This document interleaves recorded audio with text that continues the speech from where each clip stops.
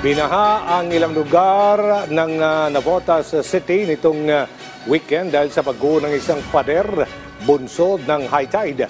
Agad namang umaksyon ang lokal na pamahalaan ng Navotas para maayos ang pader at matulungan ang mga apektadong residente. Si Gab Villegas sa sentro ng balita. Makikita sa video ang pagguho ng pader na ito sa Navotas City. Ilang sandali pa, rumagasa na ang tubig sa mga kabahayan. Nangyari yan noong Sabado ng umaga. Para maagapan, agad na naglagay ang lokal na pamahalaan ng Navotas na sandbag sa nasirang pader upang hindi na pumasok ang tubig.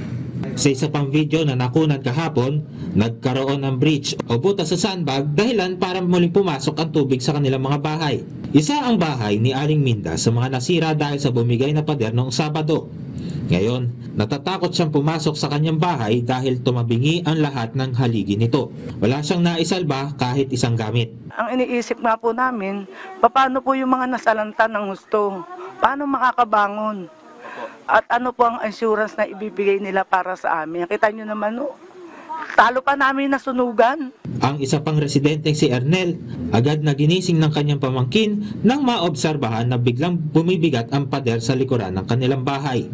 Nung pagbigay ng pader, ginising kaagad nila ako, tapos biglang agos yung tubig. Pagtingin ko, nataranta na ako. Ang ginawa namin, wala na kami nalikas na gamit. Binuhat ko agad yung bata at sa kanya isa rin.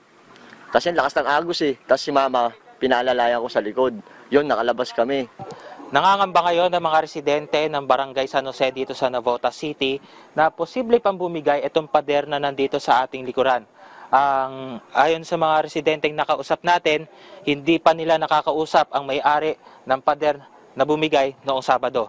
Sabi ng Navotas LGU, patuloy ang isinasagawang pagsasaayos sa navigational gate at masisimulan lamang ang pagsasaayos sa nasirang pader sa oras na mag-low tide.